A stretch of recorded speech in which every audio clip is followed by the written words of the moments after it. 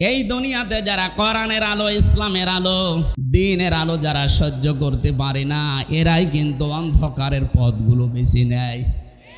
আর পৃথিবীতে অন্ধকারের সবচাইতে বড় পথ হচ্ছে শিরকের পথ, বেদাতের পথ, জুলুমের পথ। এই সমস্ত রাস্তাগুলো তারা বেছে নেয় যারা কোরআনের আলো সহ্য করতে পারে না। কোরআন দিয়ে যখন আপনি উন্মুক্ত করবেন, স্পষ্ট করবেন, মানুষের কাছে একেবারে সব পরিষ্কার করে দেবেন, ওই মানুষগুলোর চরিত্র তখন মানুষের কাছে ক্লিয়ার হয়ে যাবে। তখন জাতি বুঝবে এটা জাতির সর্বনাশকারী। এই জন্যে ওরা তাফসীর মাহফিলে কোরআনের কথা শুনলেই মন খারাপ করে। আমরা এই দুই শ্রেণীর এক শ্রেণীতেও থাকতে চাই না। কথা বলে না কেন? আমরা থাকতে চাই কাদের ভেতরে?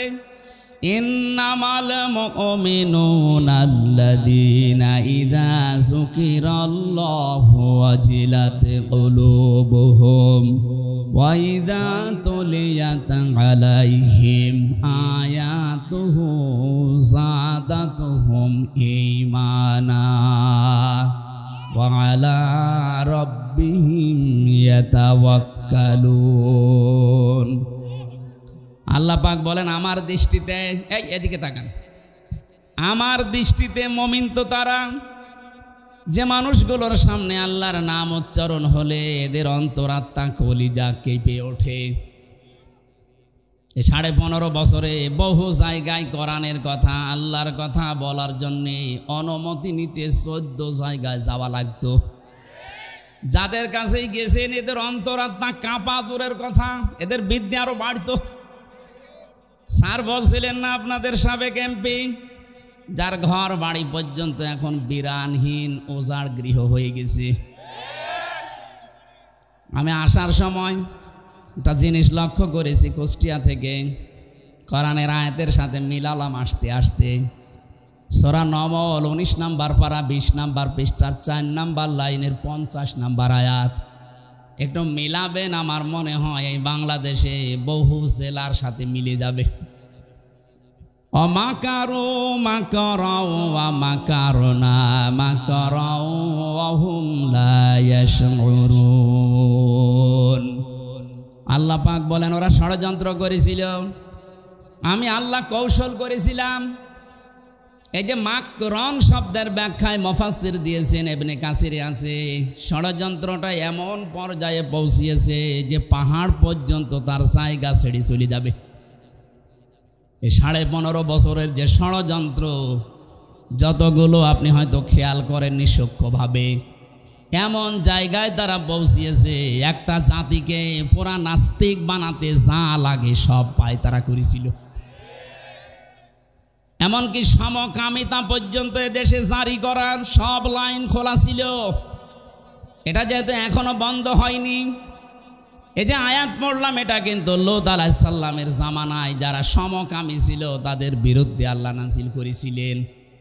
আজ যারা বাংলাদেশে মানবাধিকারের অফিস খোলার নামে সমকামিতার অফিস ঢাকাতে খুলতে চাচ্ছেন, এদেশে একটা মুসলমানও যদি জীবিত থাকে এ স্বপ্ন সাধ পূরণ হবে না। সে যে যাই করেন, যত বড় ক্ষমতার অধিকারী হন, আমাদের কাছে সব সমান। কথা বলে না কেন? যদি ঈমান থাকে আমাদের।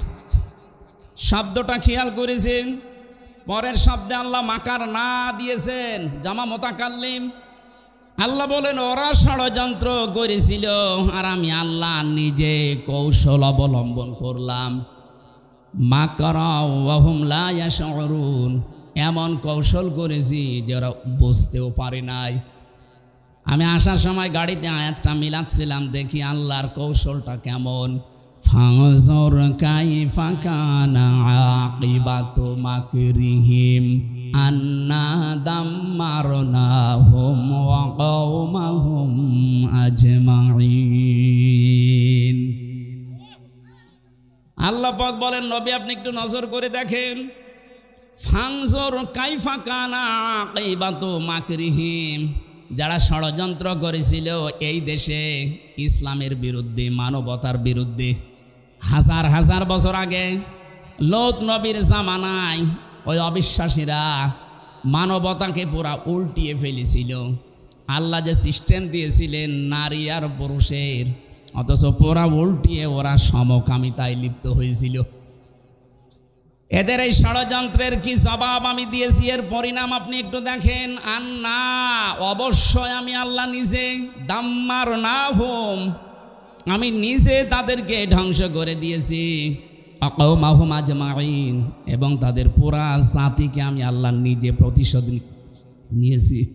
প্রতিশোধের ধরনের পরের আয়াতে আল্লাহ একটু দিয়েছেন। আমি যতগুলো তাফসির মিলিয়েছি, প্রত্যেকটা মুফাসসির আয়াতের তাফসির করতে গিয়ে সবাই এক কথা লিখেছেন, ফাতিলকা বুয়ুতুহুম খাফিয়াতাম বিমা যালামু। আল্লাহ পাক বলেন, এই সেই ঘর, এদিকে তাকান। আল্লাহ যেন তার এই আঙ্গুল দিয়ে দেখাচ্ছেন, এই জন্য ফা দিয়েছেন। ফার গ্রামার অনুযায়ী 13টা অর্থে ব্যবহার হয়। তিলকার আগে ফা দিয়ে আল্লাহ বোঝাচ্ছেন, আমার কুদরতি আঙ্গুল দিয়ে আমি দেখালাম। ফাতিলকা বুয়ুতুহুম, বাইতুন না দিয়ে বুয়ুত বহু বচন দিয়েছেন, হোম দিয়েছেন জমির বহু বচন। আল্লাহ পাক বলেন, এই সেই ঘর। আপনি একটু তাকান এই ঘরের দিকে। খাফিয়াতান, জনশূন্য করে দিয়েছি, উজাড় গৃহ বানিয়ে দিয়েছি। বিমা যালামু, তাদের এই জুলুম করার কারণে এই ঘরের ভেতরে বসে এরা জুলুম করতো, এই জন্যে ঘরের দিকে তাকান। আমি কুষ্টিয়ায় আসার সময় দেখেছি হানিফ সাহেবের বাড়ি আল্লাহ যা করেছে, সারা দেশের অবস্থা একই। আপনি একটু গভীরভাবে চিন্তা করে মিলাবেন, এই আয়াতটা একেবারে খাপের খাপ মিলে যাচ্ছে। শুধু হানিফ সাহেবের বাড়ি না, আপনাদের টগর মিয়া, এই কথা বলছেন কেন? আপনি একটু জান, এই যে 2-3 বাড়ি তো পরে ইট খুলে নিয়ে চলে গেছে মানুষ। আল্লাহ খাফিয়াতান শব্দটা দিয়েছেন, মনে হচ্ছে দেশ দেখে দেখে দিল। আল্লাহ বলেন, তাকান এই সেই ঘরের দিকে, যে ঘরের ভেতরে এরা জুলুমের দুর্বিসন্ধি করত, সলা পরামর্শ করত। কাকে সকালবেলা নিয়ে এসে এই টর্চার ছেলে নির্যাতন করা হবে, এই ঘরের ভেতরে তারা পায়তারা করত। এই ঘরের ভেতরে জুলুমের যত কিছু এরা সরঞ্জামাদি এক জায়গায় করে রেখেছিল। আজ বাংলাদেশে বহু ঘরের ভেতরে জুলুম করার জন্য যে জিনিসপত্র লাগে সব পাওয়া যাচ্ছে। এই জন্য জুলুমের সাথে যারা জড়িত এরা আল্লাহর মামলার আসামি। কথা বলছেন? জুলুমের সাথে যারা জড়িত এরা মামলার আসামি। কার? হামজা যদি মামলা নাও দেয়, আল্লাহ নিজে মামলা দেবে। এটা আমি বানালাম। সূরা শুরা 42 নম্বর আয়াতের প্রথম অংশে আছে, ইন্নামাস সাবিলু আলাল্লাযীনা ইয়াযলিমুনান নাস। অবশ্যই আমি আল্লাহ নিজে মামলা দায়ের করব তাদের বিরুদ্ধে। এখানে ইয়াজলিমুনাল মুসলিমুনা নেই। ইয়াজলিমুনা মোজারে, বর্তমান, ভবিষ্যৎ, প্রেজেন্ট, ফিউচার। নাস না দিয়ে আল্লাহ মুসলিমুনা না দিয়ে নাস দিয়েছেন কেন? পৃথিবীর যে কোনো ধর্মের অনুসারী হতে পারে, কিন্তু সে মানুষ। কথা বলে না কেন? মানুষ হয়ে যারা মানুষের ওপরে জুলুম করছে, করবে, এ মানুষগুলো আমির হামজার টার্গেট না, এরা আল্লাহর টার্গেট। আল্লাহ জানে খাফিয়াতান বিমা যালামু দিয়েছেন। তাদের ঘর বাড়ি পর্যন্ত সেখানে জুলুম করা হয়েছিল, এমন অবস্থা বানিয়েছি আজকেও সেখানে বাস করে না। আমার মনে হয় অনেক বাড়িয়ে বাংলাদেশে এখন জাতীয় টয়লেট হয়ে গেছে। গত পরশুদিন দেখলাম পেপারে, ঢাকার ওই বাড়িতে সেখানে এক নজর দেখার সঙ্গে সঙ্গে অনেকে আবেগ নিয়ে চুমা দিত। কি আপনি দেখেননি এর আগে কত মানুষ সেখানে এক নজর দেখতে পারলে চুমা দিত? অথচ এখানে এখন দেখলাম এই 2 দিন আগের পেপারে অনেকে দলবদ্ধ হয়েছে, প্রসাব করছে। 3 মাসের ব্যবধানে যদি এই অবস্থা আল্লাহ করে দিতে পারে, কিছুদিন যেতে দেন, ওইটা আন্তর্জাতিক টয়লেট হয়ে যাবে। কেন হবে টয়লেট? আমি হজ করেছিলাম 16 সালে। তাওয়াফ করার পরে আমি ঘুরছিলাম ওপর দিয়ে, হঠাৎ দেখি আমার পেটে ব্যথা, খুব যন্ত্রণা। এক পুলিশকে ডাক দিয়ে বললাম, ইয়া হে ভাই, আমার পেটে তো ব্যথা করছে, এতক্ষণ তো আমি ভালোই ছিলাম। পুলিশ আমারে বলছে, ইয়া হাজিউল হজ্জা তাই না বিলাদুকা, ও হাজি দেশ কোথায়? যে তুমি বাংলাদেশ, বাংলাদেশ থেকে এসেছি। আমারে বলছে, আপনি জানেন না এটা কোন জায়গা? না তো, এটা আবু জাহেলের বাড়ি। আপনি এখনো পায়খানা না করে দাঁড়িয়ে আছেন, তাড়াতাড়ি করেন। এটা কোরআন শরীফ আমার সামনে, সত্যি কথা বলছি। পায়খানা করে দেখি আমার পেটের ব্যথা যন্ত্রণা ভালো হয়ে গেছে। আল্লাহ মনে হচ্ছে আমারে জানাতে চেয়েছে, হামজা এত টাকা খরচ করে ৬,০০০ কিলোমিটার পাড়ি দিয়ে আসলে, আরে শয়তানের বাড়ি পায়খানা না করে চলে যাবা, তাড়াতাড়ি করো। আমার তো এখান থেকে মনে হচ্ছে আর কিছুদিনের ভেতরে যতগুলো জায়গা বাংলাদেশে জুলুমের আখড়া ছিল, ওই জায়গাগুলো জাতীয় টয়লেট আল্লাহ বানিয়ে দেবে। এদেশের যাদের পেটে ব্যথা হবে, বাকিটা বললাম না, কথা বলেন। ৩-৪ জন দেখলাম একসাথে টয়লেট করছে, পেপারে তো হেডলাইনে দিয়েছে ছবি সহ। ৩-৪ জন মিলে যদি একসাথে যায়, আর কিছুদিন যেতে দেন, একটাও থাকবে না। বাংলাদেশে যতগুলো জায়গায় জুলুম হয়েছে, ওই জায়গাটাকে আল্লাহ অভিশপ্ত বানিয়ে দিয়েছে। কারণ এই মানুষগুলো আল্লাহর মামলার আসামি। মামলার বাদী যত বড় হয়, কেস তত কঠিন হয়। আমার মামলার বাদী যদি সলিমদ্দি কলিমদ্দি হতো, 3 দিনও আমার জেলে থাকা লাগতো না। অথচ 3টা বছর আমার জীবন থেকে নষ্ট হয়ে গেছে। 30 বারের উপরে মামলা উঠেছে, জামিন হয়নি। মামলার বাদী সলিমদ্দি না, সরাসরি যিনি পালিয়েছে উনি। ওরা 2 বোন তো পালিয়ে বেঁচেছে। আমরা আহ্বান জানাবো, এদেশ থেকে যারা বাইরের দেশে যায় তাদেরকে আমরা রেমিটান্স যোদ্ধা বলি। কথা বলেন না কেন? আপনারা নিজেরাই যখন বলতেন আমাদের স্বামী স্ত্রীর সম্পর্ক, সুতরাং আমরা স্ত্রী হিসাবে আপনাকে মেনে নিয়েছি। স্বামীর বাড়িতে আছেন, আর একজন তার দোলা ভাইয়ের বাড়িতে আছে। 2 বোন মেলে অন্তত 3 মাসে 1 লাখ টাকা করে দিলেও 3 লাখ টাকা হয়। এত বড় বিশাল ঋণের বোঝা দিয়ে গেলেন আমাদের মাথার উপরে, আর 3 লাখ টাকা আজ পর্যন্ত 3 মাসে দিতে পারলেন না। তো কিসের বিদেশে আছেন আপনারা? আমরা চাই আপনারা রেমিটেন্স পাঠান, অন্তত কিছু না হোক স্বামীর পকেট মারা টাকা তো দেওয়া যায়। 3 মাস বসে আছেন, পকেট মারা যাচ্ছে না। হাজি সাহেব বলে হয়তো মারছে না। এই 8-9 দিন আমরা দেখতে পাচ্ছি একটা মিথ্যা কথা ছড়িয়ে বেড়াচ্ছে সারা বিশ্বের মোড়লদের কাছে, যে আমি নির্বাচিত ছিলাম, আমাকে উৎখাত করা হয়েছে। এটা ডাহা মিথ্যা কথা। এটাকে যে ঘোড়াকেও জিজ্ঞাসা করেন যে 15.5 বছরে যারা ছিল ওরা কি নির্বাচিত ছিল, ঘোড়াও হাসবে। এটা কথা বললেন? হ্যাঁ, 15.5 বছরে তো নির্বাচনই হয়নি, তো নির্বাচিত হইল কি করে? কোরআনে কারিম জানিয়েছে, হুয়া জেতাবাকুম, সূরা হজের 78 নম্বর আয়াতের মাঝের অংশে আছে, আল্লাহ বলেন, আমি আল্লাহ নিজে তোমাদেরকে নির্বাচিত করি। দর্শনাবাসী নির্বাচিত করা হয় যে পদ্ধতিতে, তার নাম নির্বাচন। কথা বলেন না কেন? নির্বাচনই তো 15 বছর হয়নি, আপনি নির্বাচিত হইলেন কি করে? আমি চাই একটা হাসি মানুষ এত বড় ডাহা মিথ্যা কথা বলে পৃথিবীর মানুষের কাছে আমাদেরকে যেন আর কালার করেন না। কারণ আমি নিজে হাসি তো আমার গায়েও লাগে। কথা বলেন না কেন? আপনার ওই কর্মকাণ্ড দেখে আমাকেও মানুষ বলবে পাঁচি। আমি আপনার জন্য গালি খেতে চাই না। অন্তত যাই বলেছেন থামেন। আপনার এই আজে বাজে মিথ্যা কথার কারণে আজ হাজারো মানুষ মিথ্যা আশ্বাস পেয়ে এদেশের ভেতরে মাঝে মাঝে বিশৃঙ্খলা করতেছে।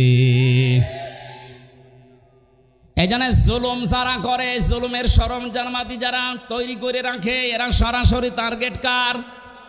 কিয়ামতে যিনি নিজে বিচারপতি, নিজে বিচার করবেন, তিনি মামলার বাদী।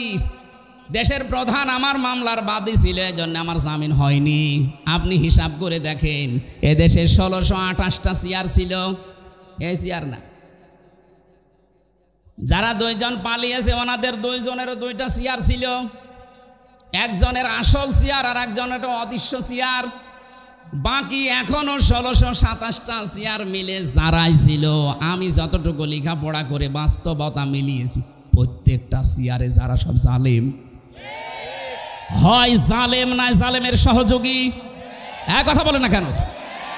তিরমিজি শরীফের হাদিস, নবীজি বলেন কেউ যদি জেনে শুনে কোনো জালেমকে সাপোর্ট করে, সহযোগিতা করে, তার পেছনে থাকে, অথচ লোকটা জানে যে ওই লোকটা জালেম, তাহলে সে আমি নবীর উম্মত থেকে বের হয়ে যায়। 15.5 বছরে যারা জুলুম করেছেন, জুলুমের সহযোগী ছিলেন, সাপোর্ট দিয়েছেন, ভালোবেসেছেন, সে যেভাবেই হোক তার পেছনে ছিলেন, আপনি কিন্তু আর নবীর উম্মতের ভেতরে নেই, আপনি বের হয়ে গেছেন। এই মিথ্যা প্রলোভন দিয়ে, উস্কানি দিয়ে এদেশে যেন আর কোনো বিশৃঙ্খলা তৈরি না হয়। কথা বলেন না কেন? আমি খাবিয়াতান পড়েছি বারবার, কেন? এই ভালো করে বুঝবেন। আল্লাহ বলেন ফাতিলকা বুয়ুতুহুম খাবিয়াতাম বিমা যালামু ইন্না ফি যালিকা লা আয়াতাল লিকাউমি ইয়ালামুন। এখানে লামে তাকিদ আছে, যারা জ্ঞানবান তাদের জন্য এখানে একটা শিক্ষা আল্লাহ দিতে চান। কি সেই শিক্ষা? আমি কিন্তু প্রশ্ন করবো এখানে এবার আলেমদেরকে। না ঠিক আছে স্যার, খাবিয়াতান শব্দটার ব্যাখ্যা বারবার এই শব্দ উচ্চারণ করছি এই কারণে, পৃথিবীতে আল্লাহ বোঝাতে চেয়েছেন এই যে লা আয়াতাল লিলামে তাকিদ লিকাউমি ইয়ালামুন, যারা জ্ঞান রাখে তাদের জন্য এখানে নিদর্শন আছে, শিক্ষা আছে। কি সেটা? আগামীতে যারা দুনিয়াতে ক্ষমতায় বসবে, এরা যদি জুলুমকারী হয়, তাদের ঘর বাড়ি আল্লাহ এদের মতো করে দেবে। আমি আশা করি আপনি বুঝেছেন। এরপরও যদি না বোঝার ভান করে থাকেন, এদিকে আসেন। ঠিক আছে। আল্লাহর দৃষ্টিতে ইমানের দাবিদার তারা, যাদের সামনে আল্লাহর নাম উচ্চারণ হলে ওদের অন্তরাত্মা কেঁপে ওঠে। অজিলাত কুলুবুহুম, তাদের কলবে কাঁপ ধরে। ওয়াইদা তুলিয়াত আলাইহিম আয়াতুহু যাদাতহুম ঈমানা, তাদের সামনে কোরআনে কারীম তেলাওয়াত করলে, ব্যাখ্যা বিশ্লেষণ তখন করবেন, হে নবী দেখবেন তাদের ঈমান যা আছে ওটা আরো বেড়ে গেছে। আয়াতের ব্যাখ্যায় সূরা মায়েদার 73 নম্বর আয়াতে 83 নম্বর আয়াতে আল্লাহ ব্যাখ্যা দিয়েছেন, ওয়াইদা সামিউ মা উনসিলা ইলার রাসূলি তারা আ'য়ুনাহুম তাফিদু মিনাদ দামি মিম্মা আরাফু মিনাল হক ইলা আখিরি আয়াত। হে নবী আপনি যখন কোরআনে কারীম তাদেরকে তেলাওয়াত করে শোনাবেন, যে মানুষগুলো আপনার সামনে বসে আছে, এরা যদি আপনার এই কোরআন বুঝতে পারে, উপলব্ধি করতে পারে আল্লাহর ভাষা, আপনি দেখবেন মনের অজান্তে অনেকের চোখ দিয়ে পানি পড়ছে। কোরআনের কথা শুনে সবার চোখে পানি আসবে না, এটা বোঝার মতো, অনুধাবন করার মতো যোগ্যতা থাকা লাগবে আপনার। আপনি দেখবেন যারা স্থিরভাবে কোরআনে কারীমের কথাগুলো উপলব্ধি করার নিয়তে শুনছে, আপনি তাদের চোখের দিকে তাকিয়ে দেখবেন মনের অশান্তি কখন তারা কেঁদে ফেলেছে তারাও জানে না। এজন্য ঈমান যাদের আছে মাস্ট বি, কোরআনের আলোচনায় তাদের ঈমান বাড়বে। এ কথা কার? এখন যদি বলেন আমার ঈমান তো বাড়ে না, আপনার ঈমান থাকলে তো বাড়বে। প্রশ্ন আসতে পারে আমার ঈমান আছে কি না, আমি কি করে টের পাবো? সাহাবী প্রশ্ন করলেন, হে নবী আমার যে ঈমান আছে কিভাবে আমি টের পাবো? বিশ্বনবী বলেন, ইদা সাররাতকা হাসানাতুকা ওয়া সাতকা সাজ্জিয়াতুকা ফাংতা মুকমিন, যখন তোমার ভালো কাজগুলো তোমাকে আনন্দ দেবে, অন্যায় কাজগুলো করলেই ভেতর থেকে একটা বাধা আসবে, তোমার কষ্ট লাগবে, ফাংতা মুকমিন, তখন বুঝবে তোমার ঈমান আছে। দর্শনবাসী ভালো কাজ সবার কাছে 15.5 বছরে ভালো লাগে নাই। কথা বলেন না কেন? আমি জেলে যাওয়ার আগে 19 সালে এখানে আসার জন্যে ওনারা সব আয়োজন কমপ্লিট করেছিল। যেদিন আসবেন তার একদিন আগে আপনি মানা করে দিলেন। এ কাজটা কি খারাপ কাজ ছিল না ভালো কাজ ছিল? কাজটা তো ভালো কাজ ছিল, কোরআনের প্রচার করা। আপনি কোন নিয়তে এটা বন্ধ করে দিলেন? স্যার বলছিলেন যে আমির হামজা বাদ দিয়ে অন্য হুজুর নিয়ে আসলে হতো। কি অন্য হুজুর এসে আপনার বাবার কথা বলবে? এই জন্য ভালো কাজ যে মানুষগুলোর ভালো লাগে নাই, এটা যে বন্ধ করা অন্যায় ছিল, আপনার কাছে অন্যায় মনেও হয়নি। কথা বলেন না কেন? অন্যায় তো মনে হয়নি, আরো আপনি আনন্দ দিয়ে বাধা দিয়েছেন। আপনি নামাজ পড়তে পারেন, রোজা রাখতে পারেন, হজ করে আসতে পারেন, মাদ্রাসার সভাপতি হতে পারেন, আপনার ঈমান নেই। এটা আমি একটু বেশি বলে ফেললাম। না না, কিসের বেশি, কম হয়ে গেছে। আপনার ঈমান নেই আসলে।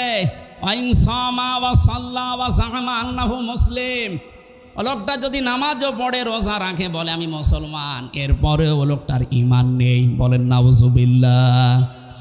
নবীজি কোরআন আবু জেহেলের সামনে পড়েছিলেন, আবু বকরের সামনেও পড়েছিলেন।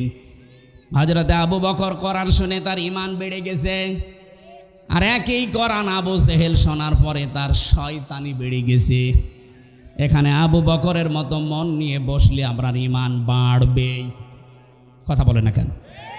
আর যদি আবু জেহেলের মতো মন নিয়ে বসেন, আমির হামজা না বাইজিদ না, ওদের বাবারা বললেও আপনার ঈমান বাড়বে না, আপনার শয়তানি বাড়বে। এখন দেখেন কার শয়তানি বাড়ে। ওয়ালা রব্বিহিম ইয়াতাওয়াক্কালুন। বাড়ি যাওয়ার আগে ওই মানুষগুলো সিদ্ধান্ত নিয়ে যাবেন, আয় আল্লাহ তাআলা, দুনিয়ায় যতদিন আছি তোমার উপরে ছাড়া আর কারো উপরে ভরসা করব না। জোরে বলেন আল্লাহু আকবার। আমরা এই শ্রোতা হতে চাই। আল্লাহ আমাদেরকে এই মানে যেন উত্তীর্ণ করেন, বলেন আমিন। দরুদ আর সালাম পড়ছি, খুব খেয়াল করে শুনবেন, আমি গতানুগতিক কথা বলি না। সালাম পড়ছি এক নবীর উপরে। দুনিয়ায় যত নবী আল্লাহ পাঠিয়েছেন, প্রতিটি নবীর কাছে অঙ্গীকার নিয়েছিলেন, আল্লাহ ওয়াদা নিয়েছিলেন, এই নবীর উপরে লা তুমিনুন্না বিহি ওয়া লা তানসুরুন্না। তাকে যদি তোমরা পেয়ে যাও, তার প্রতি ঈমান আনবা।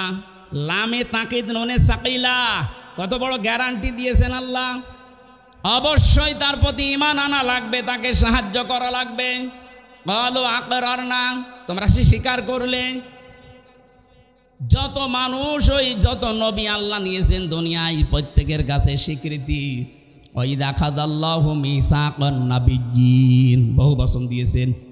আল্লাহ বলেন প্রতিটি নবী এর স্বীকৃতি দিয়েছিল, ক্বালু আকরারনা, আমরা স্বীকার করলাম। এই আয়াতটা কেন পড়লাম? আলিফ থেকে ইয়া পর্যন্ত যতগুলো অক্ষর আল্লাহ দিয়েছেন কোরআন আমাদের শেখানোর জন্য, আমরা যেটা দেখি প্রতিটি অক্ষরের ভেতরে আমার নবীর নাম এবং সম্মান, গুণগান লুকিয়ে আছে। আলিফ দিয়ে আল্লাহ বোঝাতে দিয়েছেন, আলিফ দিয়ে আমার নবী আহমদ, বা দিয়ে তিনি বাশির, তা দিয়ে তিনি মুত্তাকি, সা দিয়ে তিনি মুদ্দাসির, জিম দিয়ে তিনি জামিল। এরকম প্রতিটি অক্ষর বলতে বলতে ইয়াই গিয়ে আল্লাহ ডাক দিয়েছেন ইয়াসিন। আল্লাহ বলেন, হে নেতা, আল্লাহর ঘোষণা দেওয়ার নেতা এই পৃথিবীতে মাত্র একজন। এ শব্দটা শোনার পরে আমার মনে হয় অনেকের মনে এখন উকিঝুঁকি দিচ্ছে, মনে হয় রাজনীতি করবে না। এটা যদি শুধু দুনিয়ার সাথে সম্পৃক্ত হয়তো আমি বলতাম না, এটা সম্পর্ক আখিরাতের সাথে। এবার ভালো করে খেয়াল করবেন, তাবারির ভেতরে আছে এটা, তাফসিরে কাবিরের ভেতরে আছে। ফখরুদ্দিন রাজি রহমতুল্লাহ আলাইহে এই ইয়াসিন শব্দের 5টা অর্থ তিনি দিয়েছেন। সিন মানে সাজ্জিদুল আলামিন, সিন মানে সাজ্জিদুল বাশার, সিন মানে সাজ্জিদুল কাউনাইন, সিন মানে সাজ্জিদুল আম্বিয়া, সিন মানে সাজ্জিদুল মুরসালিন। এক একটা শব্দের ভেতরে তাফসিরে কাবিরে লক্ষ লক্ষ কথা মুফাসসির লিখেছেন। এই 5টা শব্দের অর্থও যদি করা হয় 5 ঘন্টা লাগবে। এজন্য আমি সামারাইজ করে বলছি, আল্লাহর ঘোষণা দেওয়া নেতা দুনিয়ায় কয়জন? আরো জোরে বলেন। বারবার নেতা শব্দটা উচ্চারণ করছি কেন? এটা যদি দুনিয়ার সাথে শুধু শেষ হয়ে যেত, কসম আল্লাহর এই আয়াতও পড়তাম না। এটা সম্পর্ক পুরাপুরি আখিরাতের সাথে। কারণ মরণের পরে যে বিচার ব্যবস্থা আরম্ভ হবে, আল্লাহ পাকের বিচার ব্যবস্থা 3 ধাপে থাকবে। কয় ধাপে? আমাদের বাংলাদেশে বিচার হয় কয় ধাপে? 4 ধাপে। এখানে অ্যাডভোকেট আছে যারা চুয়াডাঙ্গার ম্যাজিস্ট্রেট কোর্ট থেকে যদি আপনার বিরুদ্ধে রায় আসে, আপনি কিন্তু বলতে পারবেন না যে না আমি মানি না, তাহলে রাষ্ট্রদ্রোহী মামলা হবে। এতটুকু বলা যায় যে আমি ন্যায় বিচার পাইনি, আমি আরেকটু পরে যাব। কোথায় যাবেন? যান জজ কোর্টে যান। চুয়াডাঙ্গার জজ কোর্ট থেকে যদি আপনার বিরুদ্ধে রায় আসে, আপনি বলতে পারবেন না আমি মানি না, আবার মামলা হবে। এতটুকু বলা যায় যে আমি ন্যায় বিচার পাইনি, আমি আরও উপরে যাব। কোথায় যাবেন? যান ঢাকাতে হাইকোর্টে যান। হাইকোর্টের 54টা বেঞ্চ আছে, যে কোনো বেঞ্চে আপনার মামলা তুলবেন। ওখান থেকে যদি আপনার বিরুদ্ধে রায় আসে, আপনি বলতে পারবেন না আমি মানি না। এতটুকু বলার ক্ষমতা আছে যে আমি ন্যায় বিচার পাইনি, আমি আরও উপরে যাব। কোথায় যাবেন? যান সুপ্রিম কোর্টে যান। ওখানে আবার 2 ভাগ আছে। এই যে 4টা বাংলাদেশের বিচার ব্যবস্থায় ধাপ আছে, কয়টা? আল্লাহ বলেন কিয়ামতের দিন আমিও বিচার ব্যবস্থা সাজাবো, ধাপ দিয়েছি 3টা। প্রথম ধাপেই মানুষকে আপনার সামনে দাঁড় করাবো, স্রেফ একা একা। এখান থেকে শিক্ষা পাবেন একটা। সূরা মরিয়মের 95 নম্বর আয়াতে আছে ওয়াকুল্লুহুম আতিহি ইয়াউমাল কিয়ামাতি ফারদা। আল্লাহ বলেন কিয়ামতে প্রতিটি মানুষকে আমার সামনে দাঁড় করাবো বিচারের জন্য, প্রথম ধাপে একা একা। কয়জন করি? বলেন বলেন, কি বুঝলেন এখান থেকে? এই বাংলাদেশ, ভারত আর পাকিস্তান, এই 3টা দেশে এই ঝামেলাটা আছে। বহু মানুষ আজ পীরের নামে, দরবেশের নামে ধোঁকা দিয়ে অনেককে বোকা বানিয়ে এই শিক্ষা দিচ্ছে, তোর কোনো চিন্তা নেই, কিয়ামতের দিন আমি আছি, তোকে বাঁচিয়ে দেব। এমনকি অনেকে এই বিশ্বাস নিয়ে কথা বলেও ফেলে, কিয়ামতে আমার দাদা যান, আমার বাবা যান, লক্ষ লক্ষ মুরিদ নিয়ে হাজির হবে। এটা দেখা মিথ্যা কথা, কোরআনের আয়াতের সাথে মেলে না। কোথায় পেয়েছেন এ ভণ্ডামি? কিয়ামতে আল্লাহ আপনাকে ডাকবে বিচারের জন্য, কয়জন করে? আলেম কত বসে আছে দেখেন তো। কুল্লুহুম আতিহি ইয়াউমাল কিয়ামাতি ফারদা, একা একা ডাকবে। এটা শুনেই শেষ করে দিয়েছেন না? এখান থেকে শিক্ষা নেওয়া দরকার। কিয়ামতের কঠিন ময়দানে আল্লাহ কিন্তু আপনাকে একা ডাকবেন। এবার আপনি ভাবেন তো, আপনার এই 50 বছর, আমার যখন 33 বছর, যাদের 50, 60, 70 বছর, আপনি একটু পেছনের দিকে তাকিয়ে বলেন, এখনই যদি আপনি পটল তোলেন, চোখ বন্ধ হয়ে যায়, এই 70 বছর আল্লাহর সামনে দাঁড়িয়ে জবাব দেওয়ার মতো কায়দা আছে? এই জন্যই তো তাফসীর মাহফিলে আসা লাগে। খলিফাতুল মুসলিমিন হযরত ওমর রাদিয়াল্লাহু তাআলা আনহুর জীবনী পড়েছি, তিনি এই বিষয়টা নিয়ে এত সতর্ক থাকতেন, জবাব দেওয়া কিয়ামতে। কারণ একা একা ওঠা লাগবে, স্রেফ একা একা। সূরা ইনশিকাকের একটা আয়াতের তাফসিরে পড়তে গিয়ে বেশি, আল্লাহ যদি কাউকে মাফ করার ইচ্ছে করে, কিয়ামতে কোটি কোটি মানুষ থেকে আল্লাহ তাকে আস্তে করে আলাদা করে নেবে, কুদরতের চাদর দিয়ে ঢেকে ফেলবে। সামনে দাঁড়িয়ে জিজ্ঞাসা করবে, হামজা এই কাজগুলো করেছিলি? জবাব যখন দিতে থাকবে, হ্যাঁ আমি করে ফেলেছি, আমার ভুল হয়ে গেছে, আল্লাহ তুমি আমারে মাফ করে দাও, চোখের পানি, অনুশোচনা, অনুতপ্ত, এগুলো দেখে আল্লাহ বলবেন, যা গোপনেই তোরে মাফ করে দিল। অন্তত এটা যদি হয় আপনার জীবনে, আপনি পার পেয়ে যাবেন। আর যদি আল্লাহ হিসাবের জন্য দাঁড় করিয়ে বলে, বল এটা কেন করলি, নবীজি বলেন আমি পর্যন্ত উপায় নেই আল্লাহর বিচার থেকে রক্ষা পাওয়ার। হযরত ওমর সন্তানটাকে ভর্তি করে দিলেন এরকম মাদ্রাসায়, মক্তবে। প্রধান বিচারপতি ওই দেশে ওই সময় হযরতে আলী, তার ছেলে হোসাইনকেও ভর্তি করে দিয়েছে। হযরত আব্দুল্লাহ বিন ওমর তিনি বসে আছেন, হোসাইন কলম ফেলে দিয়ে বলছে কলম তুলে দাও। একবার, দুইবার, 3 বার বলার পরে উনি 3 বারই তুলে দিয়েছেন। চতুর্থবার উনি বলে ফেললেন, আপনি কি মনে করেন আমি কি আপনার চাকর খাদেম নাকি? হযরত হোসাইন ওই সময় বলেছিলেন, আব্দুল্লাহ তুমি শুধু খাদেম না, তুমি খাদেমের বাচ্চা খাদেম। অথচ ওই সময় তিনি প্রেসিডেন্টের ছেলে। রাগ করে বাড়িতে গেছে, আব্বাকে বলছে আমি আর মাদ্রাসায় যাব না। হোসাইন আমাকে গালি দিয়েছে, ছোট করেছে মানুষের সামনে, বিচার না করলে মাদ্রাসায় আমি আর যাব না। হযরত ওমর বিচক্ষণ ছিলেন, বললেন না বিচার এখন না, জমার দিন হাজারো মানুষের সামনে বিচার করব। জমার খুতবা দিচ্ছিলেন, হঠাৎ আলোচনা বন্ধ করে দিলেন, ডাক দিয়ে বললেন হোসাইন আসো। বলে হ্যাঁ সামনে আসো। তুমি ক্লাসে সবার সামনে আমার ছেলেটাকে খাদেমের বাচ্চা খাদেম বলে ছোট করেছো, গালি দিয়েছো। হযরত হোসাইন তিনি নির্দ্বিধায় বললেন হ্যাঁ দিয়েছি। কেন দিলে? হোসাইন ডাক দিয়েছে, খলিফা বুকে হাত দিয়ে বলেন তো আপনি কি আমার নানার খাদেম ছিলেন না? হযরত ওমরের কথা বন্ধ হয়ে গেছে।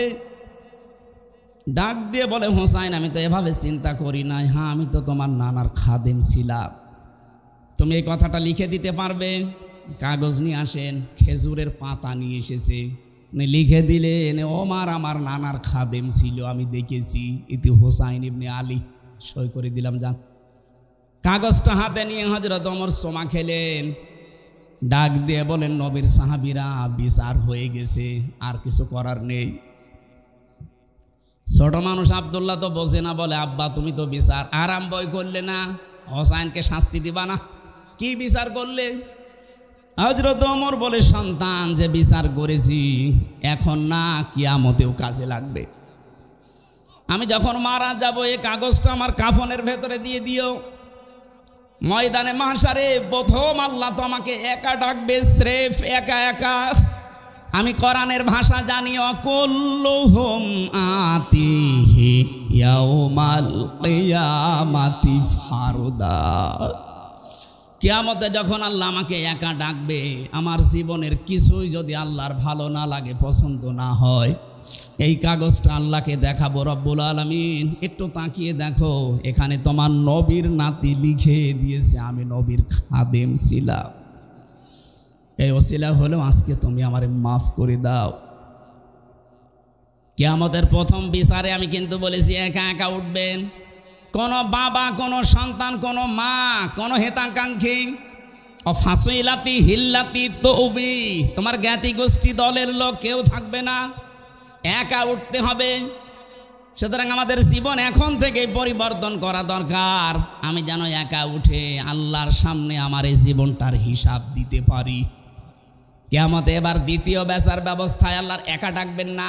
ভালো করে শুনবেন, আমি যে বলছিলাম কেন এই নেতা শব্দটা বলছি, ইয়াউমা নাদউ কুল্লা উনাসিম বিইমামিহিম। সূরা বানী ইসরাঈল 15 নম্বর পারা 8 নম্বর পৃষ্ঠার 3 নম্বর লাইনের 71 নম্বর আয়াতের প্রথম অংশে আছে। এটা ফি জিলালিল কোরআনে তাফসিরে আছে। আল্লাহ পাক বলেন কিয়ামতের দিন প্রতিটি মানুষকে এবার আর একা না, এবার ডাকবো তার নেতার সাথে। কার সাথে? আপনার বিবেক কি বলে বলেন তো? আপনি এতদিন যে নেতার পেছনে স্লোগান দিয়েছেন, যার পেছনে মিছিল দিয়েছেন, যাকে রায় দিয়েছেন, কিয়ামতে যদি ওই নেতা আপনার সামনে থাকে, তার পেছনে থাকবেন আপনি।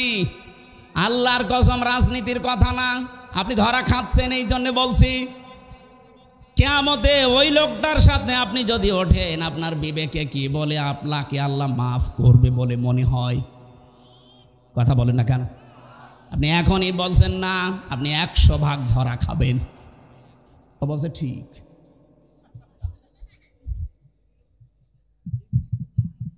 কথা বসার পরে বলেন তো, এই যে অবস্থায় আমরা আছি, বারবার আমি নেতা শব্দ নিয়ে এসেছি এই কারণে, কোরআনে কারিম জানিয়েছে 124 নম্বর আয়াত, এটা সূরা বাকারার 1 নম্বর পারা 18 নম্বর পৃষ্ঠার 5 নম্বর লাইনে আছে, ওয়াইযিবতালা ইব্রাহিমা রাব্বুহু বিকালিমাতিন ফাতাম্মাহুন্না ক্বালা ইন্নী জাঈলুকা লিন্নাসি ইমামা। আমি ইব্রাহিমকে পদে পদে পরীক্ষা নিয়েছিলাম বিভিন্ন কালিমার মাধ্যমে। আমার ইব্রাহিম প্রতিটি পরীক্ষায় উত্তীর্ণ হয়েছে, পাশ করেছে। আমি আল্লাহ শেষ পরীক্ষায় খুশি হয়ে তাকে মানুষ জাতির জন্য, মানব জাতির জন্য ইমাম বানিয়ে দিয়েছি।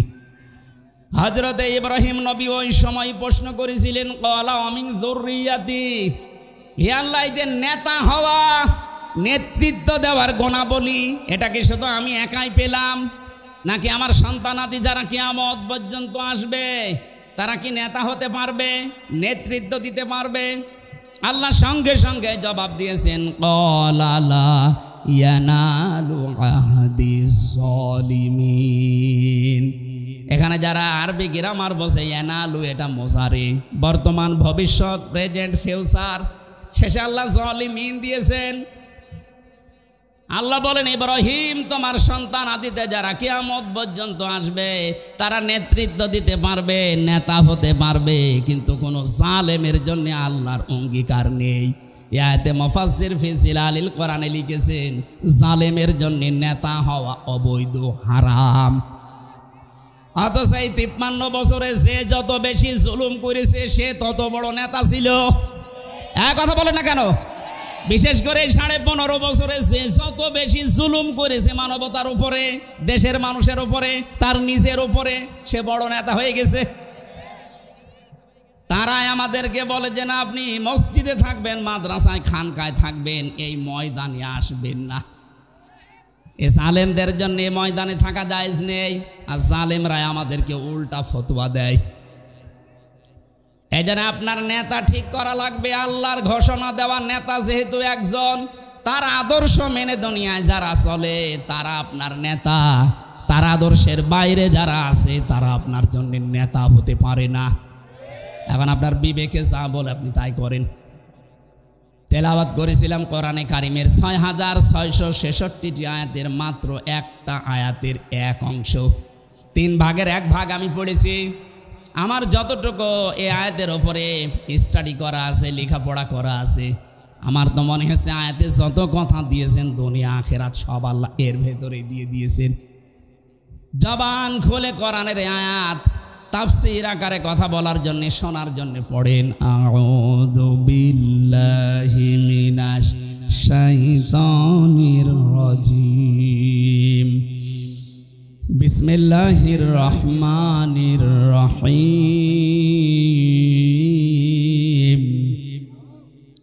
ইয়া আইয়ুহাল্লাযীনা আমানু দুখুলু ফিস-সিলমি কাফা। আল্লাহ পাক বলেন, ওহে যারা ঈমানের দাবিদার, তোমরা প্রবেশ করো পরিপূর্ণভাবে ইসলামে। কোথায় আল্লাহ প্রবেশ করতে বললেন? আরো জোরে বলেন। এখানে শব্দের আগে, সিনের আগে উপরে যদি কেউ সিনে জবর দিয়ে পড়ে তাহলে হয় সালমন। সালমন শব্দের শাব্দিক অর্থ শান্তি। যদি আপনি সিন দিয়ে পড়েন তাহলে বাংলা অর্থ আসবে, ইমানদারেরা তোমরা শান্তির ভেতরে প্রবেশ করো। সিনের নিচে জের দিয়ে পড়লে বাংলা অর্থ দাঁড়াবে সিলমন। সিলমন মানে ইসলাম। সিলমন মানে কি? তোমরা প্রবেশ করো ইসলামে। কেউ যদি আল্লাহকে প্রশ্ন করে, আল্লাহ আমি ইসলামে প্রবেশ করেছি, আল্লাহ বলেন না, 5টা বিষয় তোমার প্র্যাকটিক্যাল লাইফে দেখানো লাগবে। যদি 5টা বিষয় দেখাতে পারো যে হ্যাঁ, তাহলে তোমার ইসলামে পরিপূর্ণ প্রবেশ করা হয়েছে। এবার দর্শনাবাসী আমি সহ যারা এসেছি, এই একটু খেয়াল করবেন, এই 5টা বিষয় যদি আপনার জীবনে জন্ম থেকে শুরু করে মৃত্যু পর্যন্ত থাকে তাহলে বুঝবেন আপনি ইসলামে পরিপূর্ণ প্রবেশ করেছেন। আর যদি 4টা থাকে, 1টা না থাকে, আপনি আংশিক প্রবেশ করেছেন, এখনো পরিপূর্ণ হয়নি। আল্লাহ কি ইসলামে প্রবেশ করতে বললেন পুরাপুরি না আংশিক? কেউ যদি পুরাপুরি প্রবেশ করতে চায় তার প্রথম আলামত পাবেন এইটা, সে আনুগত্য করবে, আত্মসমর্পণ করবে। তাহলে প্রথম আলামতটা আমাদের ভেতরে আছে কিনা দেখি তো। আমাদের যিনি জাতির পিতা যার নাম বললাম, তিনিও আনুগত্য করেছিলেন, আত্মসমর্পণ করেছিলেন। সূরা বাকারার 131 নম্বর আয়াতে আল্লাহ এই দলিল দিয়েছেন, ইদ ক্বালা লাহু রাব্বুহু আসলিম ক্বালা আসলামতু লিরাব্বিল আলামিন। হযরত ইব্রাহিমের কথা স্মরণ করো, যখন তার রব বলেছিলেন স্যালেন্ডার করো, আত্মসমর্পণ করো, তিনি সঙ্গে সঙ্গে বিনা প্রশ্নে বিনা চিন্তা ভাবনায় বলেছিলেন আমি মহান রব্বুল ইজ্জাত ওয়াল জালালের কাছে আত্মসমর্পণ করলাম। আত্মসমর্পণ কেউ করলে তার জীবনে 7টা কাজ পাওয়া যাবে। কয়টা? না আপনারা শুনছেন না, এই শুনতেছেন? কেউ যদি ইসলামে প্রবেশ করে তার আলামত 5টা। কেউ যদি আত্মসমর্পণ করে প্রথমটা, তার জীবনে কয়টা কাজ পাওয়া যাবে? 7টা। বলেন বলেন। 1 নম্বরে আমাদের জাতির পিতা তিনি দেখাচ্ছেন, এর পরের আয়াতে আছে ওয়াসাা বিহা ইব্রাহিম বানিহি ওয়া ইয়াকুব। স্মরণ করো ওই সময়ের কথা যখন তোমাদের জাতির পিতা হযরত ইব্রাহিম তার সন্তান, তার যারা সন্তান ছিল তাদেরকে তিনি ওসিয়ত করেছিলেন, উপদেশ দিয়েছিলেন, এমনকি ইয়াকুব নবীও কি দিয়েছিলেন? ইয়া বুনাইয়া ইন্নাল্লাহা আসতাফা লাকুমুদ্দিন ফালা তামুতুন্না ইল্লা ওয়া আনতুম মুসলিমুন। হযরত ইব্রাহিম প্রথমে বলেছিলেন, হে আমার কলিজার টুকরা সন্তানেরা, অবশ্যই আল্লাহ তোমাদের জন্য চয়ন করেছেন, নির্বাচিত করেছেন, মনোনীত করেছেন এই পৃথিবীতে একটা দিনকে। কয়টা দিন? এই জন্য দিনের আগে এখানে আলিফ লাম দেওয়া আছে। আল্লাহ আমাদের জন্য নির্বাচিত করেছেন মাত্র একটা দিনকে। এখন দিন কি? বাংলাদেশে অধিকাংশ মানুষ আমরা মনে করি দিন মানে ইসলাম, দিন মানে ধর্ম। দিন মানে কি? এই যে ধর্ম বলে যারা চালিয়ে দেন, ধর্মের ইংরেজি একটা শব্দ আছে রিলিজিয়ন, অথচ দিন শব্দের 19টা অর্থ আমি পেয়েছি আরবি অভিধানের ভেতরে যতগুলো আছে, একটাও দিন মানে ধর্ম লেখা পাইনি। দিন মানে একটা পেয়েছি 19টার, কনস্টিটিউশন, সংবিধান। এটা আমরা বাংলাদেশে অনেকে না বুঝলেও ফেরাউন কিন্তু হাজার হাজার বছর আগে ভালো করে বুঝেছিল, দিন মানে সংবিধান। হযরতে মুসা আলাইহিস সালামকে হত্যা করার জন্যে জাতির লোকের কাছে বলেছে ওয়াকালা ফিরআউনু দারুনি আকতুল মুসা ওয়ালিয়াদউ রাব্বা ইন্নাহুম ইয়াজহারু ইলা ইন্নী আখাফু আইয়ুবাদদিলা দীনাকুম ইলা আখিরি আয়াত। সূরা মুমিনের 26 নম্বর আয়াতে আল্লাহ জানিয়েছেন, ফেরাউন বলেছিল আমাকে ছেড়ে দাও, আমি মুসাকে হত্যা করব, সে তার রবকে ডাকুক। আমি আশঙ্কা করছি, আমি ভয় পাচ্ছি সে আমার দিনকে উল্টিয়ে দেবে। এখানে দিন মানে সংবিধান, রাষ্ট্রের নিয়ম নীতি। বাংলাদেশে আজ দিন মানে ধর্ম মনে করে অনেকে আনন্দে আত্মহারা হয়ে আছে, অথচ ফেরাউন বুঝেছিল দিন মানে সংবিধান। আমরা যদি এইটা আজ বুঝতে পারতাম দিন মানে সংবিধান। এখন সংবিধান সংস্কারের কাজ চলছে 96% মুসলমানের দেশে। অন্তত 20 জন যদি উপদেষ্টা লাগে সংবিধান সংস্কারের জন্য, যারা দায়িত্বে থাকবে তার 18 জন আলেম লাওয়া লাগতো। তারা কোরআনে কারিমের সূরা ফুরকানে 74টা ধারা আছে। সংবিধান বানাতে এই 74টা ধারায় যথেষ্ট। এই ধারাগুলো যদি ব্যক্তি, পরিবার, সমাজ আর রাষ্ট্রে কায়েম করে দেওয়া যায় সংবিধানের মাধ্যমে, এই বাংলাদেশও আবার মিনি জান্নাত হয়ে যাবে। দিন মানে সংবিধান, এটা আমরা অনেকে জানি না। দিন মানে ধর্ম মনে করে বসে আছি। যারা মনে করেন দিন মানে ধর্ম, অন্যান্য ধর্মের মতো 4500 ধর্ম এখন দুনিয়ায়। কত বলেন বলেন? দিন মানে যদি ধর্ম ধরেন, অন্যান্য ধর্মের কোনো ধর্মের কথাগুলো তাদের প্র্যাকটিক্যাল লাইফে মানা হয় না। কিন্তু আমাদের দিনে, ধর্মে, আমাদের কনস্টিটিউশনে, সংবিধানে যে কথাগুলো আছে এগুলো যেখানেই পড়বেন, যেখানেই সেট করবেন, ওইটা আপনার বাস্তব জীবনে আগে মিলানো লাগবে। আপনি নামাজে দাঁড়িয়ে যদি বলেন ইন্নাদ-দীনা ইনদাল্লাহিল ইসলাম, ওইটা আপনার প্র্যাকটিক্যাল লাইফে থাকা লাগবে। যারা বলে আমাদের আল্লাহর নিকটে একমাত্র জীবন ব্যবস্থা ইসলাম। তারা ইসলামের বাইরে বিয়ে শাদী করতে পারবে না। কথা বলে না কেন? এই যে বিয়ে শাদীতে যারা আজ অলিমা বাদ দিয়ে আর যারা বরযাত্রী খাওয়ার নিয়ম নীতি বানিয়েছেন, এটা ইসলাম না ইসলামের বাইরে? বলেন বলেন।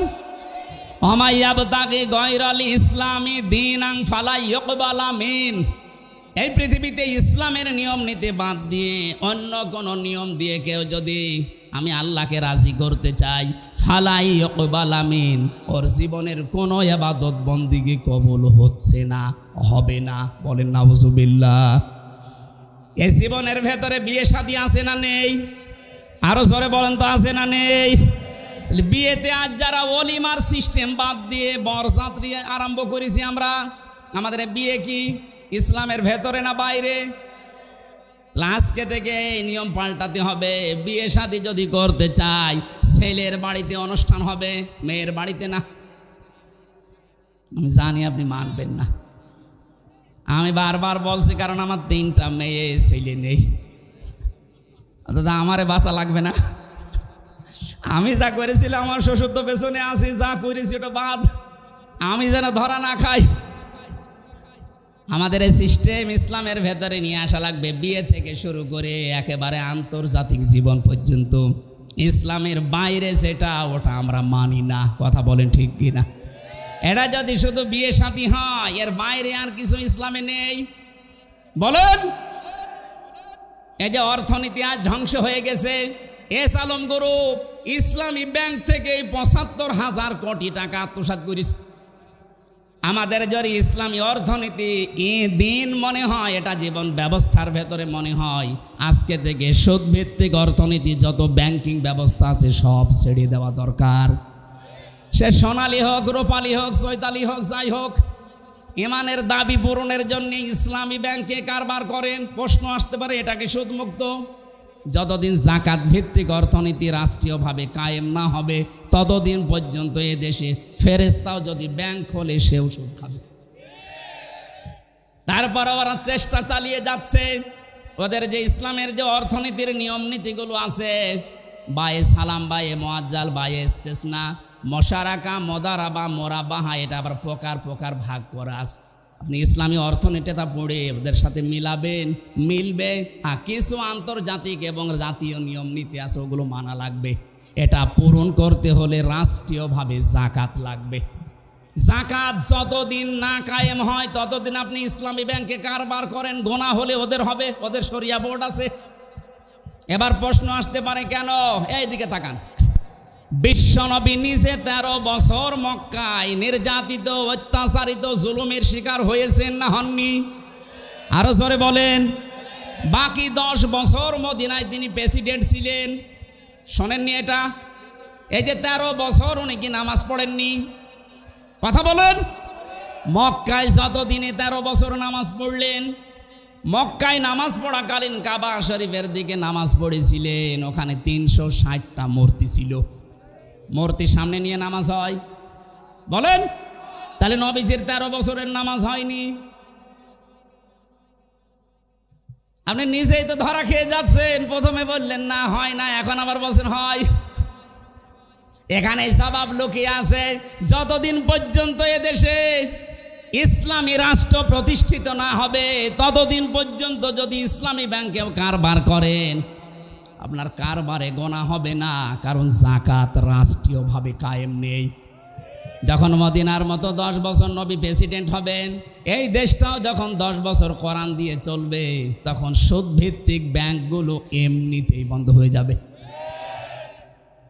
এবার আসেন তো, এলাকায় যারা টাকা ছেড়ে রাখেন, 1000 টাকা ছেড়ে রাখে, 1 মাস পরে 1100 টাকা করে পায়, 100 টাকা বেশি।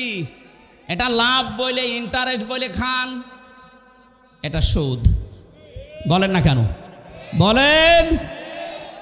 এই সুদ যারা খাচ্ছেন, তারা মায়ের সাথে জেনা করছেন। এত বড় কঠিন গোনা হয়তো অনেকে জেনে বা না জেনে করছেন। আজকেই তাওবা করে আপনি বাদ দিয়ে দেবেন।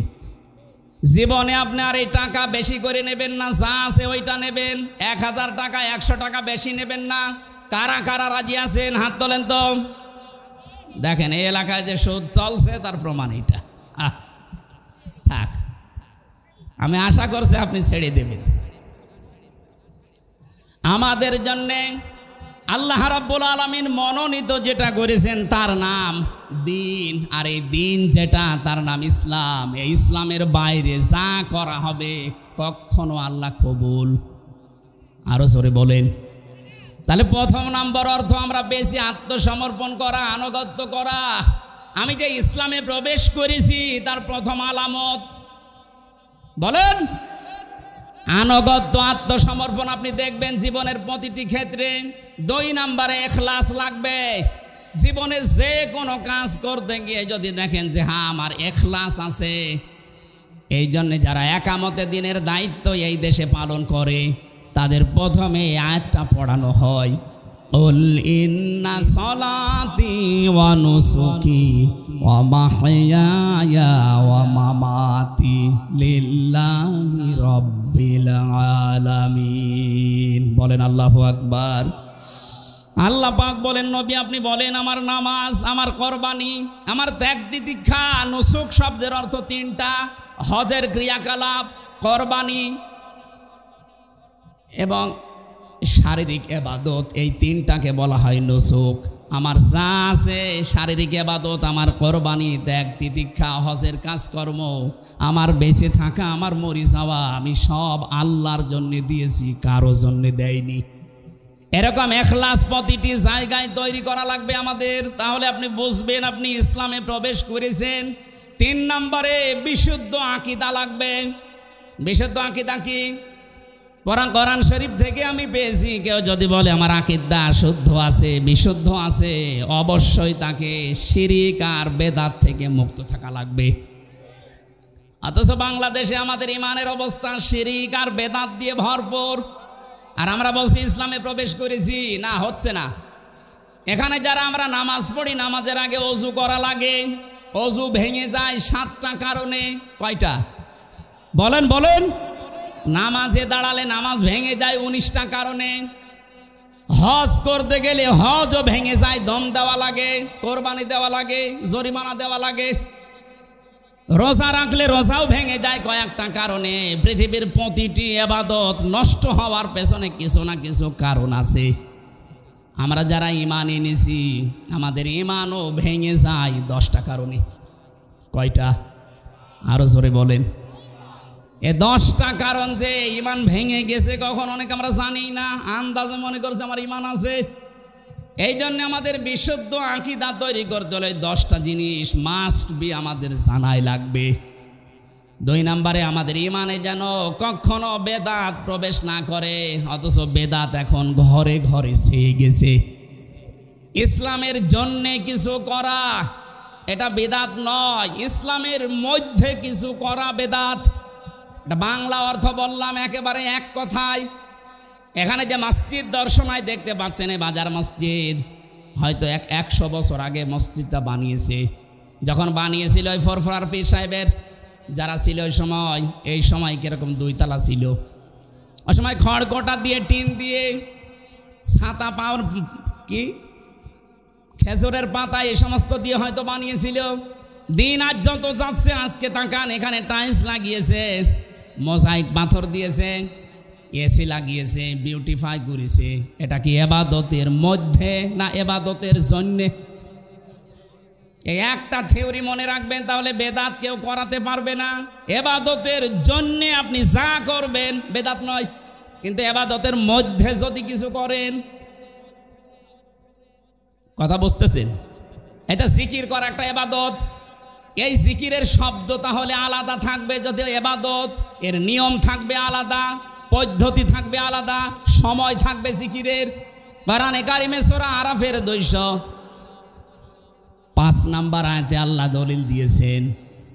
রব্বুল আলামিন বলেন, আযকুর রাব্বাকা ফি নাফসিকা তাদাররুআ ওয়া খিফাতা ওয়া দুনাল জাহরি মিনাল কওলি বিল গুদুবি ওয়াল আসাল ওয়া লা তাকুম মিনাল গাফিলিন।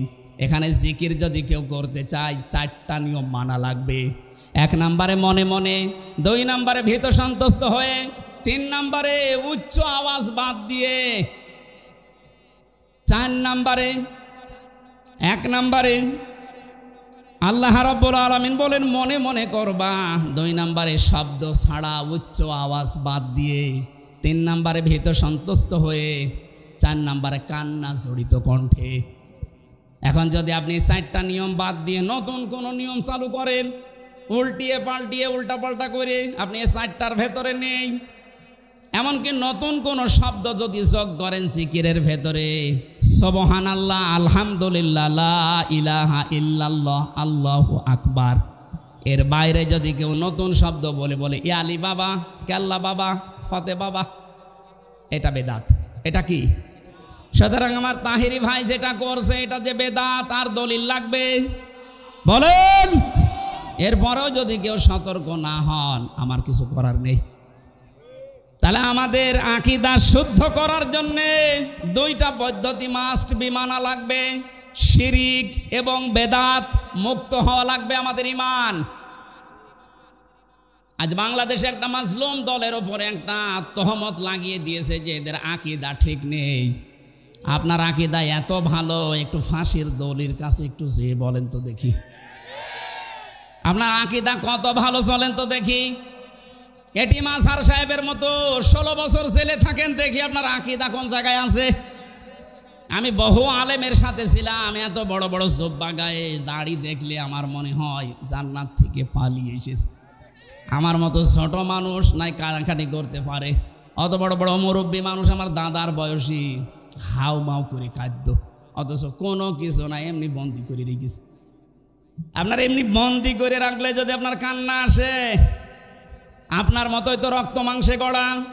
আপনি যার আকীদার ভুল ধরেন, ওই লোকটা 13 বছর 17 বছর কেউ বলে বসে আছে বিনা কারণে, কোনো দোষ নেই। আন্দাজে যদি কেউ তার উপরে এই তহমতগুলো লাগিয়ে দেয় যে না এ দোষ সে করেছে, কোনো মানুষ যদি কোনো অন্যায় না করে ওই দোষ তার উপরে চাপিয়ে দিলে সে যেন প্রকাশ্য পাপের বোঝা বহন করে। এজন্য আকীদা খারাপ, এই জিকির বাদ দেওয়া লাগবে। এই পৃথিবীতে আকীদা তো তাদের সবচাইতে পরিষ্কার যারা শিরিক এবং বেদাত থেকে মুক্ত। বাংলাদেশের সবচাইতে বড় শিরিক হচ্ছে আল্লাহর ক্ষমতার সাথে অন্য কাউকে যোগ করা। এই বাংলাদেশে একটাই দল আপনি তাকান যারা বলেছিল ক্ষমতার উৎস আল্লাহ, এই কারণে তাদের নিবন্ধন বাতিল করে দিয়েছে। কেন? রাজনৈতিক দল আর নেই। এত বড় বড় হুজুরদের দল আছে, কই তাদের ভেতরেতে এইটা পায়নি, তাদের তো নিবন্ধন বাতিল হয় না। যারা বলে ক্ষমতার উৎস জনগণ, তাদেরটা বাতিল হয় না। যারা বলে ক্ষমতার উৎস আল্লাহ, তাদেরটা বাতিল করে। আপনি আকীদা কোন জায়গা থেকে নিবেন? আকীদা আপনাকে আবার পড়ানো লাগবে। যে মানুষগুলো আল্লাহর অস্তিত্বে হাত দিয়েছিল, যে ক্ষমতার উৎস আল্লাহ, এ কথা বলার কারণে যাদের নিবন্ধন বাতিল হয়ে গিয়েছিল, মাত্র 5 দিনের ব্যবধানে আল্লাহ তাদেরকে বাতিল করে দিয়েছে।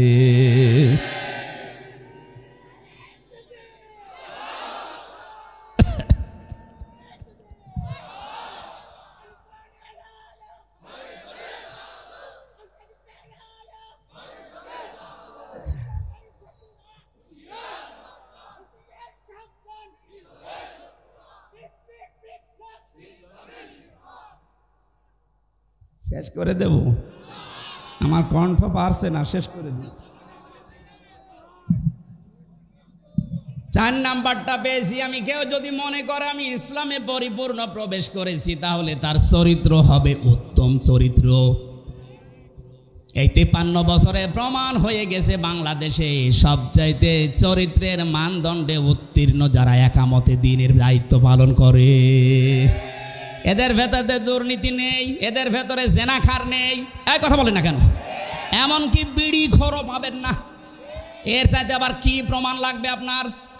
এ বাংলাদেশে 2024 সালের 5 আগস্টের আগ পর্যন্ত একটা জরিপ পেয়েছিলাম, 100 জনের 15 জন মানুষ চাইতো যে ইসলাম এ দেশে কায়েম হোক, আর ওইগুলোর চরিত্রই সর্বোত্তম। তারা পরীক্ষায় উত্তীর্ণ হয়ে গেছে, তাদের ম্যাশিংয়ের ভেতরে দেওয়া লাগে। 6 মাস একাধারে এমনভাবে ধাসে ধাসে তাদেরকে গড়ে তোলা হয়, এ মানুষগুলো একেবারে সর্বোচ্চ চূড়ায় পৌঁছিয়ে যায়। চরিত্র কাকে বলে, কত প্রকার কি কি মাওলানা নিজামী দেখিয়েছে। অনবীক্ষণ যন্ত্র নিয়ে 1 টাকা পর্যন্ত পাওয়া যায়নি। আমি গত পরশু দিনও ছিলাম নিজাম সাহেবের বাড়িতে। একটা মন্ত্রী, তার বাড়ি এখনো টিনের, আর একটা মেম্বারের বাড়ি 8 তলা পাওয়া গেছে এই পাবনাতে। একটা মেম্বার আর কোথায় একটা মন্ত্রী, মানে উত্তম চরিত্র খুঁজে পান না অনেকে। মনে করে বিশাল জুব্বা হামসার মতো গায়ে দিয়ে, পাগড়ি একটা মাথায় দিয়ে, হাতে তসবি নিয়ে শুধু আল্লাহ আল্লাহ করে, কোনো খেয়াল নেই, এইটা মনে হয় উত্তম চরিত্রের। অথচ এরকম বহু মানুষ আছে যাদের চরিত্র শয়তানের চাইতেও খারাপ। আমি এবার একটা গোপন কথা বলছি, নাকি রাগ করবেন? চরিত্র যদি আমি সহ যারা এসেছি, সে যে বয়সের লোক হোক, যদি সংশোধন করতে চান, পবিত্র করে রাখতে চান, 2টা ঔষধ মানা লাগবে। সূরা নূর 18 নম্বর পারা 12 নম্বর পৃষ্ঠা 7 নম্বর লাইনের 30 নম্বর আয়াতে আল্লাহ বলেন, কুল্লিল মুমিনিনা ইয়াগুদ্দু মিন আবসারিহিম ওয়া ইয়াহফাযু ফুরুজাহুম যালিকা আযকা লাহুম ইন্নাল্লাহা খাবীরুম বিমা ইয়াসনাউন। হে নবী, আপনি মুমিন পুরুষদেরকে বলেন তারা যেন তাদের চক্ষুকে নিম্নগামী করে, 2 নম্বরে তাদের লজ্জা স্থান হেফাজত করে। এই 2টা যদি ওরা কন্ট্রোলে রাখতে পারে, এইটা তাদের চরিত্রকে পবিত্র পরিষ্কার করে রাখবে। দর্শনাবাসী, আপনাদের এখানে বহুদিন ছিলাম, এই জন্য আপনাদেরকে খুব ভালোবাসি বেশি। আমি সহ যারা এখানে আজকে এসেছি নারী পুরুষ, আজকে থেকে আমাদের এই চোখ 14 জন নারী বাদ দিয়ে নিম্নগামী করে রাখা লাগবে। 14 জনের ভেতরে নিজের আপন মা, ওই নাম ডাকা মা না, আপন খালা, আপন ফুফু, নিজের মেয়ে, বোনের মেয়ে, ভাইয়ের মেয়ে, এরকম 14 জন মহিলা আছে, তাদের বাদ দিয়ে বাকি দুনিয়ায় যত মহিলা আছে তাদের দেখলেই চোখ নিম্নগামী করা লাগবে। 2 নম্বরে লজ্জা স্থানের হেফাজত করা দরকার। এটা আজকে বহু চেষ্টা চালিয়েছিল আমাদের পাশের প্রতিবেশীরা, মোবাইল পর্যন্ত ওপেন করে দিয়ে আকাশ সংস্কৃতির নামে ওরা পিন আপ করা পত্রিকাগুলো আমাদের দেশে পাঠিয়ে চরিত্র যেন ধ্বংস হয়ে যায়, লজ্জাস্থান যেন হেফাজত না থাকে, এই চেষ্টা করত, কিন্তু সফল হতে পারেনি। এখনো পর্যন্ত যেহেতু পারেনি, আর সামনে পারবে না। আমরা যেহেতু একটু সচেতন হয়ে গেছি, এই মুহূর্তে যাদের মোবাইলে এমন কোনো দৃশ্য আছে যেটা দেখলে নিজে ভালো লাগে, অন্য কেউ দেখলে লজ্জা লাগে, এই মুহূর্তে ডিলিট করা লাগবে। কারা কারা এক্ষণে ডিলিট করে দেবেন হাত তোলেন তো। এই এলাকায় এসব নেই আলহামদুলিল্লাহ। এই 2টা যদি আমরা সত্যিই করতে পারি, উত্তম চরিত্রের একেবারে জায়গা মতো চলে যাওয়া যাবে। 5 নম্বরে লেনদেনে স্বচ্ছ থাকা। এইটা অনেকে মনে করে এ দুনিয়ার কাজ না, এটা আখেরাতের কাজ। আপনি ইসলামে পরিপূর্ণ প্রবেশ করেছেন কিনা তার প্রমাণ এই 5 নাম্বার, আপনি লেনদেনে স্বচ্ছ থাকবেন। আজ হাজারো মানুষ দেখি কোনো দোকানে যদি একবার বাকি করে, ও জীবনে আরও দোকানের সামনে যায় না। আপনার লেনদেন স্বচ্ছ থাকা লাগবে। কারো কাছ থেকে আপনি বাকি নিয়েছেন, ধার নিয়েছেন, নির্ধারিত সময়ে শোধ না দিয়ে খালি ঘোরান, আর টাকা চাইলে বলেন কয় টাকা পাও, কয় টাকা পাও মানে আপনি টাকা নিয়েছেন, টাকা শোধ দেবেন না কেন? আপনার নামাজ, রোজা, যাকাত, হজ সব মাঠে মারা যাবে। লেনদেন স্বচ্ছ থাকা, এটা ইসলামে প্রবেশ করার 5 নাম্বার আলামত। এটা আজ হাজারো মানুষের ভেতরে নেই। আমি 9টা বিষয় পেয়েছিলাম তাফসির থেকে, এখান থেকে 1 নাম্বারটা বলেছি। 2 নাম্বারে আমাদেরকে দ্বীনের সহযোগী হওয়া লাগবে। 3 নাম্বারে ভ্রাতৃত্ব মজবুত করা লাগবে। 4 নাম্বারে হিংসা বিদ্বেষ ঝগড়া বিবাদ থেকে দূরে থাকা লাগবে। 5 নাম্বারে দুনিয়ার ভোগ বিলাস কমিয়ে দেওয়া লাগবে। 6 নাম্বারে অধিকারের জন্য লড়াই অব্যাহত রাখা লাগবে। 7 নাম্বারে যোগ্য নেতৃত্ব খোঁজ করা লাগবে। এইটা দরকার এখন সবচাইতে বেশি। যোগ্য নেতৃত্ব খোঁজ করার দায়িত্ব আল্লাহ দিয়েছেন আমাদের। বানি ইসরাইলি আছে, যোগ্য নেতৃত্বের সর্বপ্রথম গুণাগুণ হবে কোনো মহিলা নেতা হতে পারবে না।